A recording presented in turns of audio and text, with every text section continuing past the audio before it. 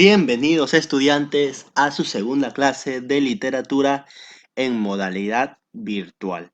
El día de hoy vamos a continuar con literatura, ¿está bien? Pero para empezar el tema yo tengo una imagen que me gustaría que todos ustedes visualicen y me puedan decir qué se les viene a la mente. La mayoría comenta que es una nariz sobrehumana, ¿verdad? Que el rostro está compuesta de una nariz. Algunos dirían la enormidad de la nariz, otros decían la pequeñeza de los ojos y la granditud de la nariz. A todos nosotros se nos vienen diversas ideas cuando vemos esta imagen, ¿verdad? Y tratamos de mencionar lo mismo de diversas maneras. Exactamente lo mismo pasa con todos los autores, con todos los poetas, con todos los escritores. Tratamos de comunicar una idea, pero la comunicamos de manera distinta. Y estudiantes, cuando nosotros comunicamos algo de manera distinta, por ejemplo, el amor, el odio, el engaño, los autores se van a caracterizar porque van a utilizar lo siguiente. Y es el tema del día de hoy. Figuras literarias, ¿ok? Entonces, tú te preguntarás, ¿qué profe? Los autores, los poetas, ahí, Vargas Llosa, Vallejo, que escriben en triangulitos, en cuadraditos para que sean figuras, o hacen fórmulas en geometría ahí para hacer sus poemas. No. Cuando nosotros hablamos de figuras literarias, estamos hablando de recursos lingüísticos y estilísticos utilizados en la redacción. ¿Ok? Y esto va a permitir tener una forma particular, una forma especial, distinta de expresarse o transmitir una misma idea. ¿Ok? Profe, no le entendí tanto. Te vuelvo a repetir, las figuras literarias son recursos lingüísticos y estilísticos que permiten transmitir un tema utilizando la belleza, la expresividad y tener un ritmo. ¿Ok? Entonces, a continuación, veamos cuáles son las figuras literarias más conocidas y estudiadas. ¿Ok? Pero antes de ello, aquí tenemos nosotros un pequeño poema de Francisco Quevedo a esta hermosa nariz que vemos. Y dice, eras un hombre a una nariz pegado, érase una nariz superlativa, érase una nariz sayón y escriba, érase un peje espada barbado. Luego vamos a entender este poema, ¿ok? Entonces, veamos, ya les dije que las figuras literarias son recursos lingüísticos y estilísticos y nos sirven a nosotros para dar o transmitir belleza, ritmo y expresividad. Y se distingue de la escritura normal porque tiene un carácter lúdico y contribuyente. ¿Qué significa? Que da nuevos usos gramaticales, nuevas palabras, etcétera. ¿Ok? Entonces, veamos. Entre los principales de las figuras literarias tenemos las figuras de pensamiento. ¿Ok? Es el primer concepto que vamos a ver el día de hoy. Figuras de pensamiento.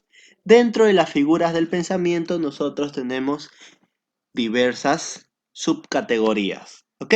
La primera es un símil o una comparación. Profe, ¿qué es un símil o una comparación? Te explico. Nosotros utilizamos los símiles o las comparaciones para lo que su mismo nombre dice, para comparar o hacer una semejanza a algo. ¿Ok? Y para yo poder hacer un símil, que es una igualación o comparación a algo, voy a utilizar las cuatro palabritas que yo tengo aquí, los cuatro conectores, como, cual, tal, igual. ¿Ok? Por ejemplo, aquí tenemos uno de Becker y luego yo les voy a dar ejemplos para que lo puedan entender de una mejor forma. Becker nos dice, cuánta nota dormida en sus cuerdas, como el pájaro duerme en las ramas. Como vemos, la palabrita, el conector como, simplemente está haciendo una igualación. Las notas musicales están dormidas en las cuerdas.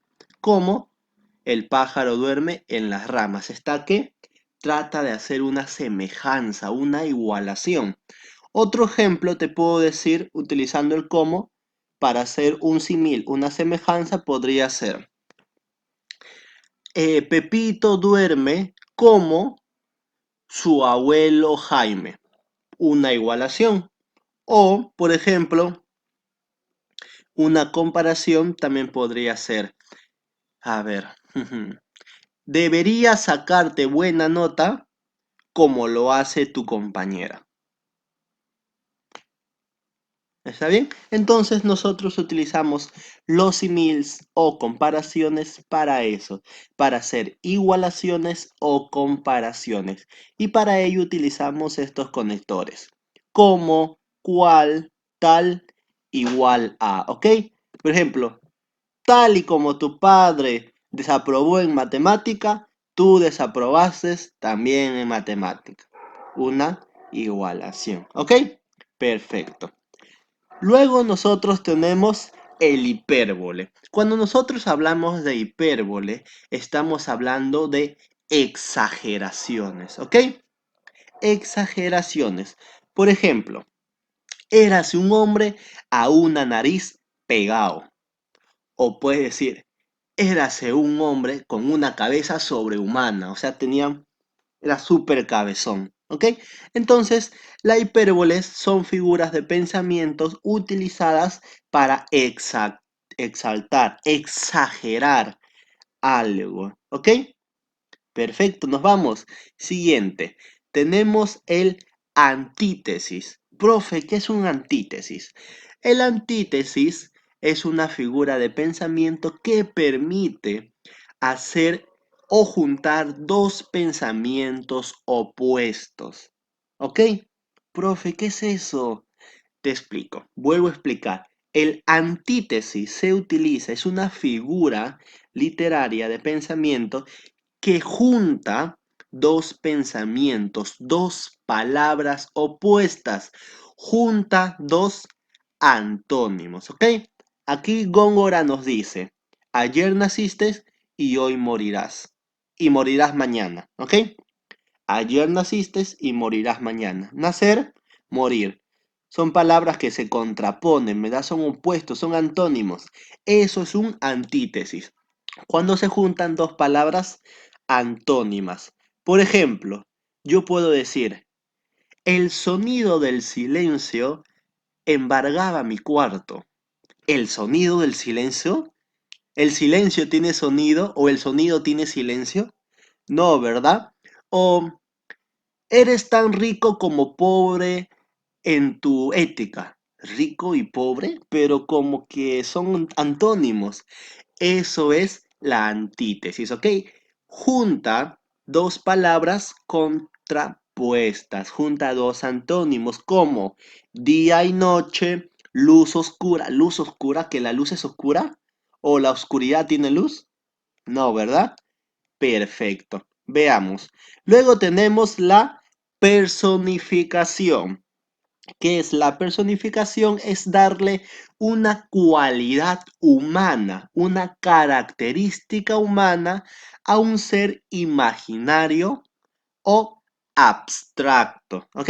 Cuando hablamos como seres imaginarios, estamos hablando, por ejemplo, de la luna, de la tele, del pensamiento, seres abstractos, sólidos, seres, para que me entiendan, inanimados, ¿ok? Esa es la palabra, seres inanimados, seres que no tienen vida o seres abstractos como el pensamiento. Aquí Federico García Lorca nos dice, bajo la luna gitana. La luna es un ser inanimado, pero ¿la luna es gitana? Mañana me van a decir la luna es peruana, la luna es mexicana. No, ¿verdad? Entonces está que le da una cualidad.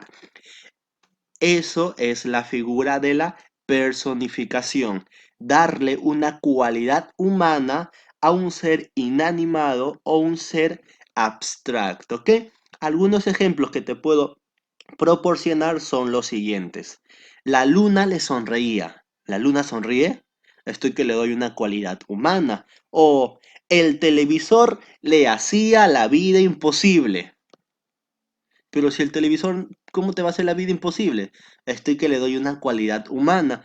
O el último ejemplo que te puedo dar es el viento enojado destruyó las casas. ¿Que el viento se enoja? ¿Y si el viento está feliz, qué hace? No, ¿verdad? Entonces la personificación se caracteriza porque atribuye cualidades humanas a seres inanimados o seres abstractos. ¿Ok? Perfecto. Ahora, como es de conocimiento de todos ustedes, vamos a poner en práctica lo que hemos aprendido sobre las figuras del pensamiento, ¿ok? Los similes, los hipérboles, los antítesis y la personificación. Aquí vamos a poner en práctica estos 4 conocimientos, ¿ok? Aquí yo tengo diversos textos, tú vas a tener que leerlos y escribir qué figura de pensamiento sobresale, predomina. Si predomina el simil, el hipérbole, la antítesis o la personificación, ¿ok? Esta es la primera actividad que tú tienes. Solo tienes que leer y decirme si pertenece a la figura de pensamiento simil, hipérbole, antítesis o personificación, ¿ok? Streamilisi, súper fácil. Veamos la siguiente figura.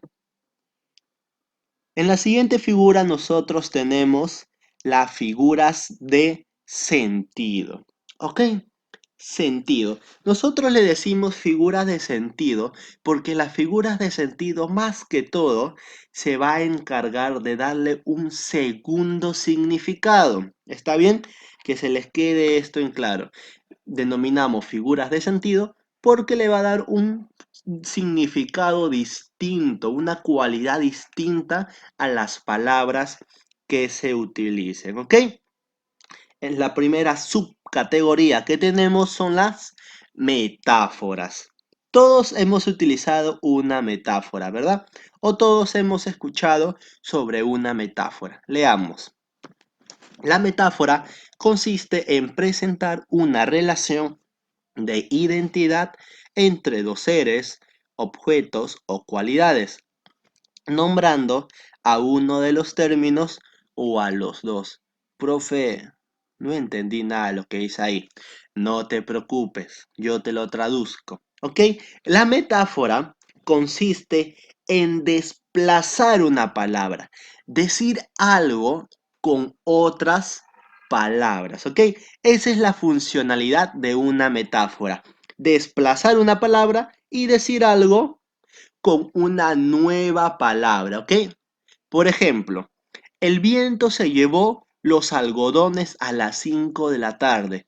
El viento se llevó los algodones. Ah, pobre señor, estaba vendiendo sus manzanas acarameladas, sus algodones y se lo llevó. No, cuando nosotros decimos el viento se llevó los algodones, nos estamos refiriendo por algodones a las a las nubes, ¿ok? Entonces, eso es una metáfora. Decir algo con una nueva palabra. Por ejemplo, tus ojos son como dos luceros. Lucero significa que tus ojos brillan mucho. ¿Ok? Eso es una metáfora. Desplazamos una palabra y decimos lo mismo, pero con otra palabra. ¿Ok? Veamos el siguiente. Siguiente tenemos la metonimia. Metonimia, profe, ¿qué es eso? Veamos. Nosotros utilizamos la metonimia, escuchen, ¿ah? Utilizamos la metonimia para decir algo con otra palabra que tenga una proximidad cercana. ¿Ok? Escuchen, ¿ah? Utilizamos la metonimia para reemplazar una palabra con otra, ¿ok? Eso es la metonimia. Reemplazamos una palabra por otra palabra, igualito que la metáfora, pero vamos a reemplazarla por una palabra que sea muy cercana, tenga una relación muy cercana, ¿ok? Eso es la metonimia. Podemos reemplazar el autor por la obra, la materia por el objeto, la causa por el efecto, ¿ok? Por ejemplo, aquí tenemos, leí casi todo Vargas Llosa, que yo voy a traerlo a Vargas Llosa desde España y lo voy a parar y me voy a poner a leer su cuerpo. No, ¿verdad? Entonces, ¿qué quiere decir? Leí casi todo, por ejemplo, la travesura de la niña mala, la conversación en la catedral, etcétera, ¿ok? Entonces, eso es una metonimia. Decir algo con otras palabras, pero esa palabra que yo utilizo tiene que tener una relación directa, una proximidad, ¿ok? Puedo reemplazar, debes de decir la obra, nombro al autor. Debes de decir el objeto, digo la materia, o debes de decir la materia, digo el objeto. Debes de decir la causa, digo el efecto. Por ejemplo, mientras el corazón y la cabeza batallando prosigan, puedo decir mientras los sentimientos y los pensamientos batallen, ¿verdad? ¿Dónde están los sentimientos? En el corazón. Los pensamientos en la cabeza. Estoy que reemplazo palabras por otras que tienen una relación directa, ¿ok? Perfecto. Ahora, veamos el siguiente. El sinécdoque, ¿ok? El sinécdoque. El sinécdoque va a sustituir un término por otro, ¿ok? Pero este va a tener que tener una relación del todo a la parte o de la parte al todo. Profe, no entendí. Te explico otra vez. El sinécdote lo que va a hacer es, va a reemplazar un término y va a decir el conjunto de toda esa palabra o simplemente la parte de toda esa palabra. Profe, sigo sin entender. No te preocupes que yo tengo algunos ejemplos para ti, ¿ok? Veamos los ejemplos. Ok, aquí yo tengo unos ejemplos, pero primero recordemos que la sinécdoque reemplaza una palabra por el todo o reemplaza una palabra por la parte, ¿ok? Entonces aquí veamos ejemplos de parte por el todo. ¿Qué significa? Que menciona una parte para referirse al todo, ¿ok? Por ejemplo, acababa de cumplir 80 primaveras. Utilizamos primaveras para referirnos a años. Entonces, debe de decir acaba de cumplir 80 años, que años es el todo, simplemente agarro una partecita del año. Pues si digo, acaba de cumplir 80 primaveras, acaba de cumplir 80 inviernos, algo así. Utilizo una parte para referirme al todo, ¿ok? Veamos. Fue el último heredero del trono antes de la Revolución Rusa. Cuando yo digo trono, me estoy refiriendo al reino, ¿ok? Debes de decir, fue el último heredero al reino, que es todo. Simplemente digo, fue el último heredero al trono, que es la parte. Nuevamente utilizo una parte para referirme al todo, ¿ok? Veamos. Vimos las velas llegar a lo lejos. Velas es una parte. Utilizamos la parte velas para referirnos a los barcos, ¿ok? Debes de decir, vimos los barcos llegar a lo lejos. Utilizo una parte y digo, vimos las velas llegar a lo lejos, ¿ok? Veamos. Hay 2 helados por cabeza. Es una frase muy utilizada, ¿verdad? Cabeza es una parte. Es una parte de toditos los invitados, de todo el cuerpo. Entonces, debes de decir el todo completo, o sea, hay 2 helados por invitado, simplemente escojo una parte para referirme y digo, hay 2 helados por cabeza, ¿ok? Entonces, el sinécdoque se encarga de eso. Reemplaza una palabra por el todo o reemplaza una palabra por la parte, ¿ok? Veamos el siguiente ejemplo. Todo por la parte. Ahora es viceversa. Ahora voy a utilizar el todo para referirme solo a una partecita, ¿ok? Por ejemplo, la ciudad se volcó a las calles a reclamar. La ciudad es todo el conjunto, ¿verdad? Utilizamos el todo, que es la ciudad, para referirnos a los ciudadanos. Todo parte, ¿ok? Por ejemplo, Argentina e Inglaterra se enfrentaron en 1982 por las Islas Malvinas. ¿Ok? Argentina e Inglaterra. Están que me habla el todo.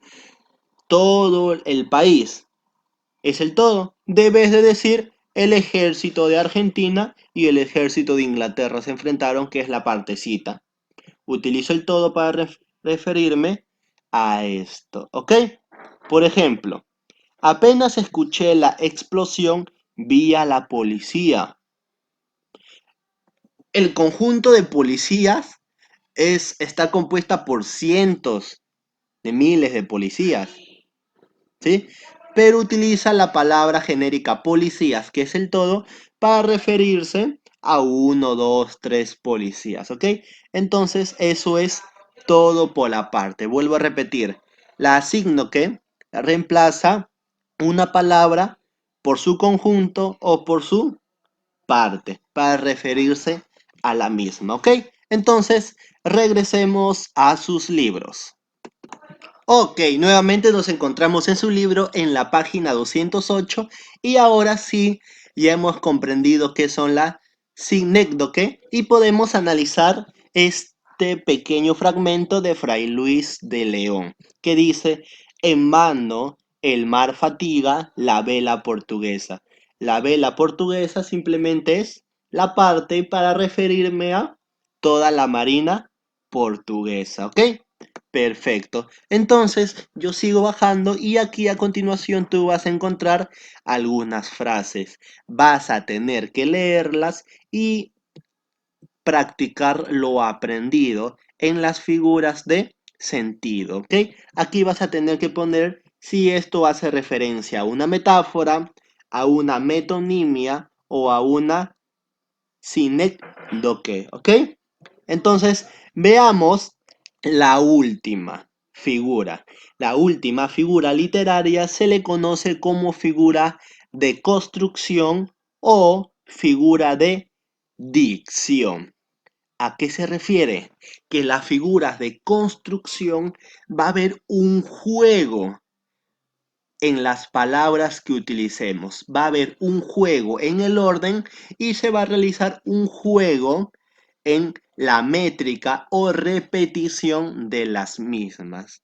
¿Ok? Entonces veamos las figuras de construcción y las figuras o figuras de dicción. La primera subclase que tenemos son las anáforas.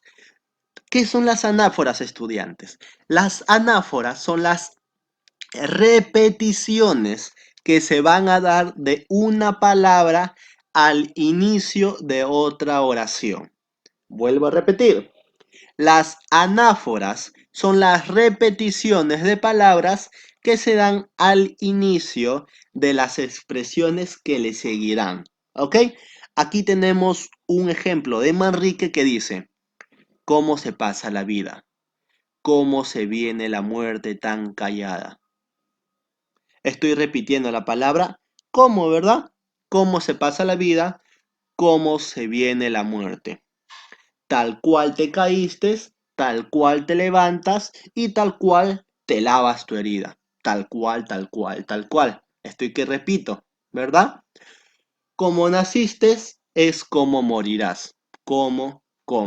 Para eso utilizo la anáfora. Es la repetición de una palabra al inicio, lo principal, al inicio, al principio de la expresión que le siga. ¿Ok?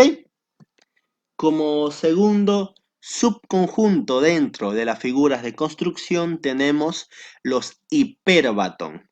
Los hipérbaton o también conocidos como el desorden, ¿ok? Eso es un hipérbaton. También es conocido de forma más coloquial como el desorden literario, el desorden gramatical. Y aquí nosotros tenemos un concepto que nos dice que es la alteración del orden sintáctico, del orden normal. ¿Ok?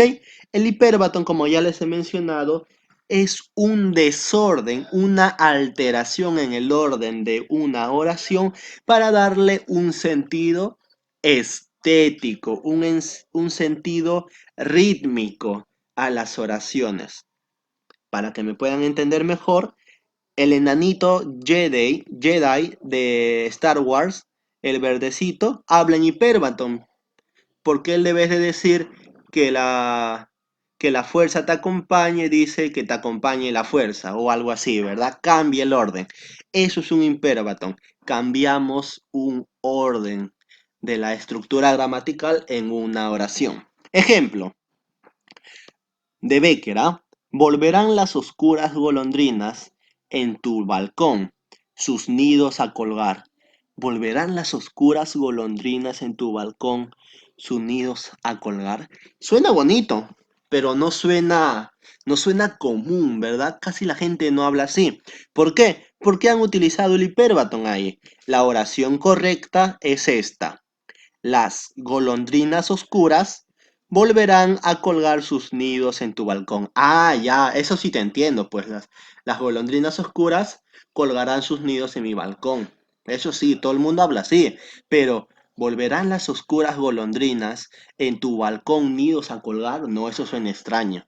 Eso es un imperbatón. Cambio el orden de la estructura gramatical con un sentido estético, embellecedor para lograr un ritmo en la lectura, ¿ok? Luego, como siguiente subconjunto, nosotros tenemos los polesíndeton, ¿ok? Los polesíndetons es la repetición de las conjugaciones. Cuando hablamos de conjugaciones, estamos hablando del y, en, o, ni, ¿ok? De estas palabras, y, en, o, ni. Y estas repeticiones se van a dar al inicio, se van a dar constantemente. ¿Y esto qué va a hacer? Va a producir un efecto, un sentido letardante, un sentido de lentitud hacia el lector, ¿ok? Aquí nosotros tenemos un ejemplo que dice, con la conjunción y quieres poner a flote mi vida y solo preparas mi muerte y la muerte de esperar y el morir de verte lejos y los silencios, el esperar el tiempo. Como ven, tenemos una repetición constante de la conjugación y esto que produce pausas, ¿verdad? Para que el texto sea más lento. ¿Ok? Y veamos finalmente el último subconjunto, que es el epíteto. El epíteto es el calificativo, el adjetivo calificativo que nosotros le vamos a dar a un ser, a un objeto, ¿ok? Pero el epíteto se caracteriza porque no estamos dándole un adjetivo, una característica nueva, sino estamos repitiendo un adjetivo, una característica muy conocida, una característica más que obvia, ¿ok? Eso es un epíteto. Por ejemplo, de Garcilaso de la Vega, las ya desamparadas vacas mías, por otro tanto tiempo no gustaron las verdes hierbas. ¿Cómo son las hierbas? Las plantas. Verde. O sea, está más que obvio. Ni las aguas frías. ¿Cómo es el agua? Frío. En un río, en un lago, ¿cómo es? Frío. ¿Ok? Entonces el epíteto simplemente es ello. Le da un adjetivo, un calificativo obvio a una palabra. Pero esto a la misma vez le da más expresividad a los textos que se plantea el autor. ¿Ok? Estoy seguro que todos ustedes no tienen ningún tipo de duda, así que vamos a demostrar lo aprendido. De igual similitud como lo hicieron anterior, aquí yo tengo algunos fragmentos de diversos textos, tantos como Górgola, Luis de Argote, Pablo Neruda, y voy a tener que decir qué dicción predomina aquí. ¿Ok? Si predomina el epíteto, si predomina el polisíndeton o si predomina el hipérbaton, que es el desorden, o la anáfora. ¿Ok, estudiantes? Esto es su asignación, su tarea en el libro de literatura. Recuerden lo más importante, repasar y practicar. ¿Ok? Y como tarea adicional, tienen que realizar, y va con nota, tienen que realizar un organizador visual, el de su preferencia, sobre el tema de hoy. ¿Cuál fue el tema de hoy? Las figuras literarias, ¿ok? Vamos a realizar un organizador visual sobre las figuras literarias, ¿ok, estudiantes? Entonces, si tienen alguna pregunta, alguna sugerencia, lo pueden hacer a través del Classroom o mediando a través de su tutora Wendy, ¿ok? Nos vemos hacia la siguiente clase. Recuerden repasar y estudiar, ¿ok? Bye bye.